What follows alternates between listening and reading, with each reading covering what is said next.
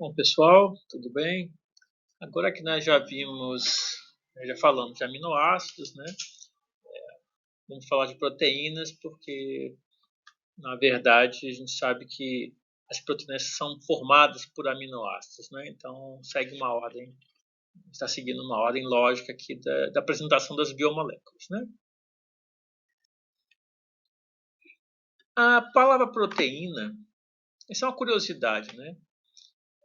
Essa palavra vem do grego protos ou proteios, que quer dizer primeiro, de primeira classe ou a mais importante, né? Ela foi dada esse nome, proteína, para essa molécula quando se vislumbrou que ela seria talvez a molécula, classe de moléculas mais importante ou de fundamental importância para a vida. E realmente as proteínas, elas são as biomoléculas com mais funções na natureza.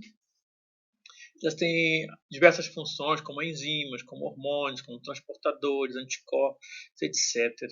Então, realmente, ela merece esse nome, né, de proteína.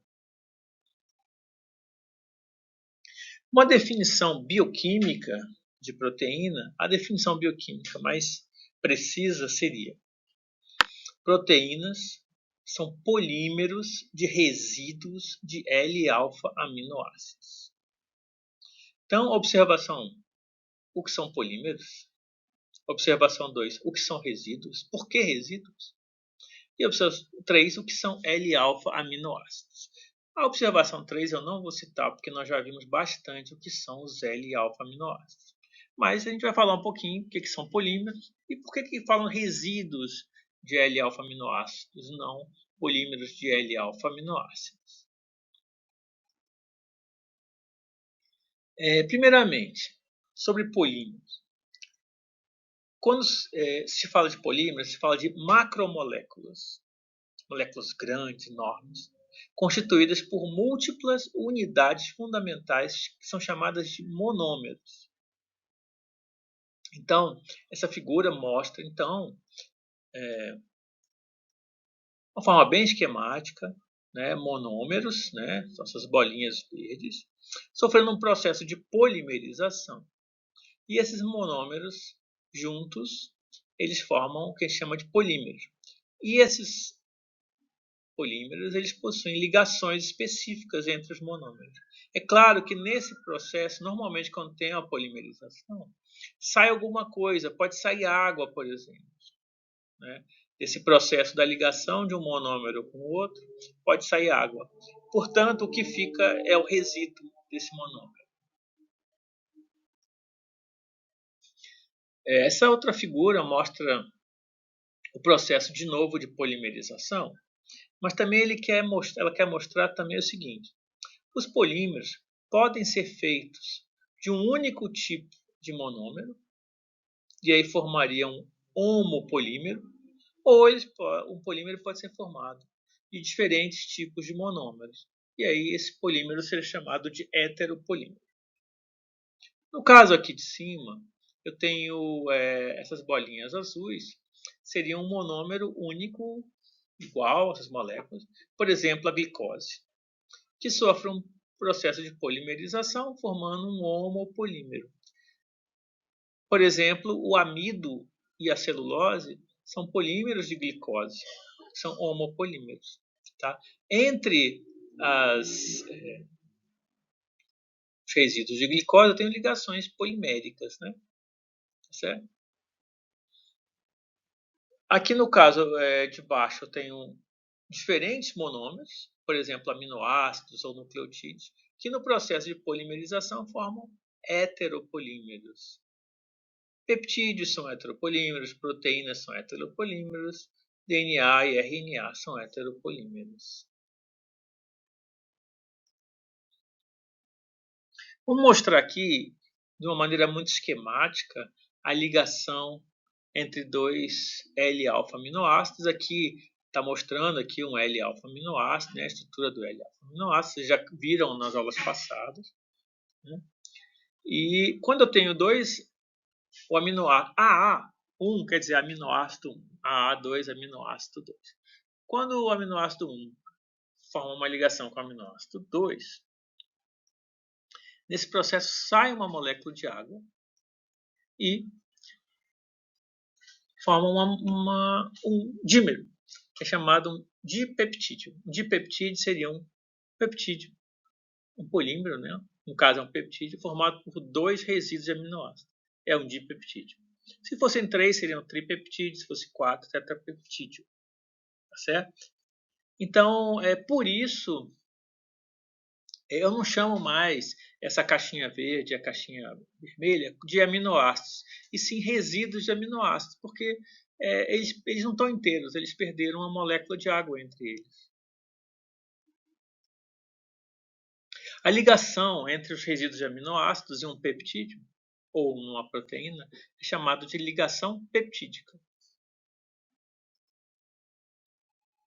Então, mais uma vez, agora aumentando um pouquinho a complicação, a frase, em vez de dizer que só que proteínas são polímeros de resíduos de aminoácidos, digo, peptídeos e proteínas são polímeros de resíduos de aminoácidos.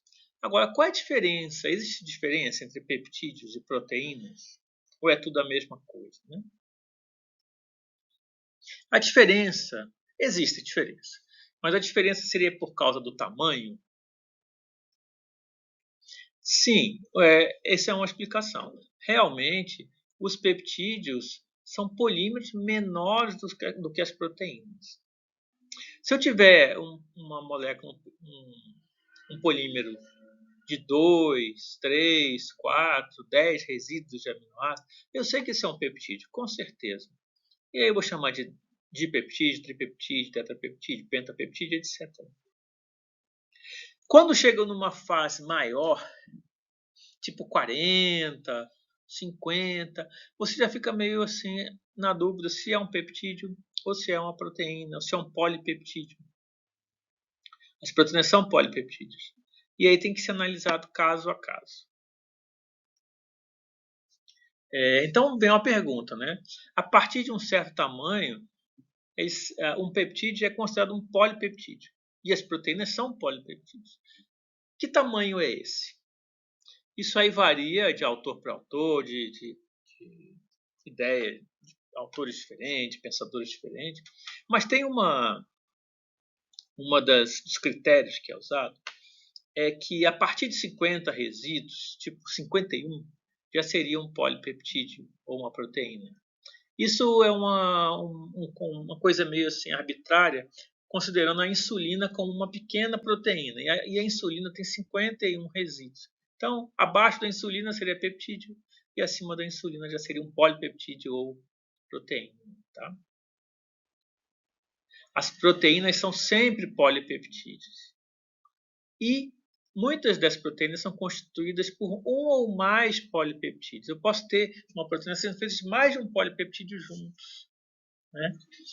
Quando uma proteína tem essa característica, a gente vai ver que ela é dita que ela tem uma estrutura quaternária.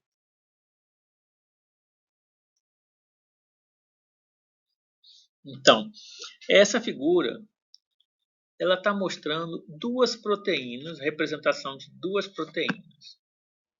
A mioglobina e a hemoglobina. As duas proteínas têm função de transporte de oxigênio. A mioglobina faz essa função nas células musculares e a hemoglobina faz a função de transporte de oxigênio nos glóbulos vermelhos no sangue. Essas proteínas elas têm uma diferença muito grande de tamanho mas elas são próximas em termos até de sequência. Mas esse é um outro detalhe. Só queria ressaltar o seguinte: a mioglobina, se eu for seguir aqui, ela é composta de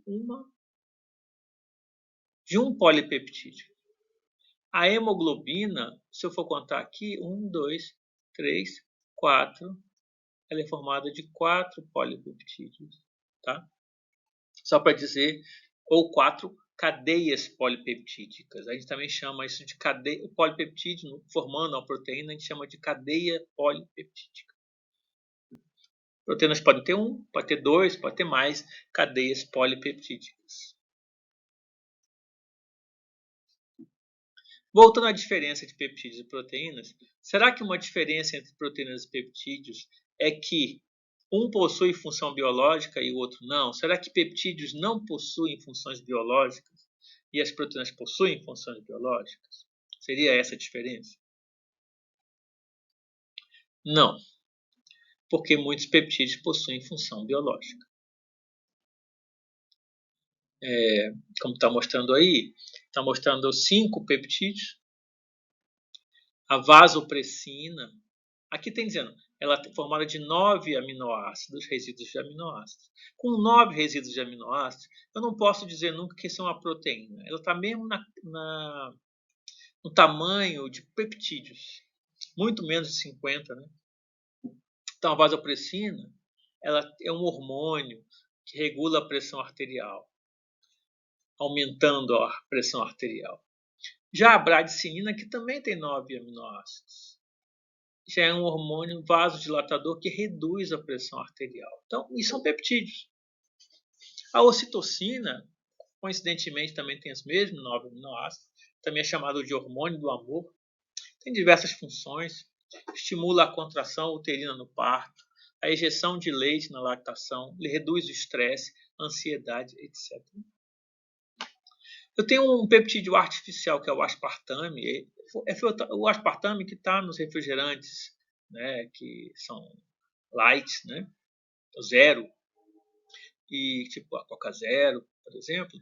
Ele é um dipeptídeo, ainda tem uma metilação. É um adoçante sintético. E existem diversos outros peptídeos. Existem diferentes peptídeos antimicrobianos, inclusive em secreções, venenos de anfíbios, que têm um potencial uso como novos antibióticos. É uma área muito interessante também. Então, os peptídeos têm função biológica, sim, assim como as proteínas também têm. Só que as proteínas realmente são muito mais diversas, têm mais funções biológicas do que os peptídeos. Mostrando aqui agora exemplos de tamanhos de proteínas. E assim, você vê que as proteínas elas são muito maiores que os peptídeos. A gente estava mostrando ali peptídeo de 9 resíduos de aminoácidos. Aqui nós vamos mostrar 6 proteínas. A menorzinha delas, que é o citocromo C, tem 104 resíduos de aminoácidos. Tem uma massa molecular de 13.000 Daltons. O Dalton é uma unidade que é muito usada em bioquímica, né? Que é 1/12 da massa do carbono. Então, o menorzinho é o citocromo C dessa tabela, não quer dizer que é a menor proteína que existe, né? Aí temos a mioglobina, que tem 153 resíduos de aminoácidos. A hemoglobina tem 574 resíduos de aminoácidos. Quer dizer, ela, na verdade, ela é formada de... Só que ela é formada de... Aqui nessa tabela, nessa coluna, o número de cadeias polipeptídicas. E a hemoglobina é formada de 4 cadeias polipeptídicas. A albumina, 609, tem uma cadeia polipeptídica. A RNA polimerase é formada de 5 cadeias polipeptídicas e 4.158 resíduos de aminoácidos. E, finalmente, eu tenho uma proteína chamada titina, que ela é tão grande que ela tem 34.350 resíduos de aminoácidos. E ela tem uma massa molecular de 3.816.188. Ela é formada de uma cadeia polipeptídica e essa proteína é considerada a maior proteína que existe na natureza. A titina, ela tem uma função nos músculos.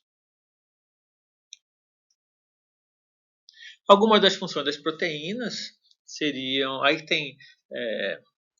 É claro que você poderia ter mais funções. Estou colocando algumas aqui só para vocês terem uma ideia, né? Catálise enzimática. Basicamente, as enzimas são proteínas. Hoje em dia se sabe que RNAs, alguns RNAs são enzimas também, mas basicamente 99,9% das enzimas são proteínas. Algumas proteínas estão relacionadas com transporte, né? Transporte pela membrana, transporte dentro da célula, no sangue. Né? Algumas proteínas têm função de reserva. Se você pegar sementes, tem reserva de proteínas para o crescimento da plântula. Funções de movimento. Vocês conhecem bem a actina e a miosina no músculo. Tem a função de movimento. Suporte mecânico estrutural. Proteínas tipo colágeno, a queratina, são proteínas que dão estrutura, né, às células, aos órgãos. Funções de defesa, a gente tem aí os anticorpos, por exemplo, as toxinas, que são proteínas que têm a função de defesa. Sinalização celular. Alguns hormônios são proteínas, como o caso da insulina, o hormônio de crescimento. Outros são receptores que vão se ligar a esses hormônios. Todos os receptores celulares são proteínas também. Outra função, regulação da expressão gênica.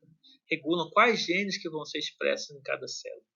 Né? Então tem uma série de funções das proteínas. A gente poderia até desmembrar isso mais, mas só para vocês terem uma ideia realmente por que a proteína é considerada a mais importante das biomoléculas.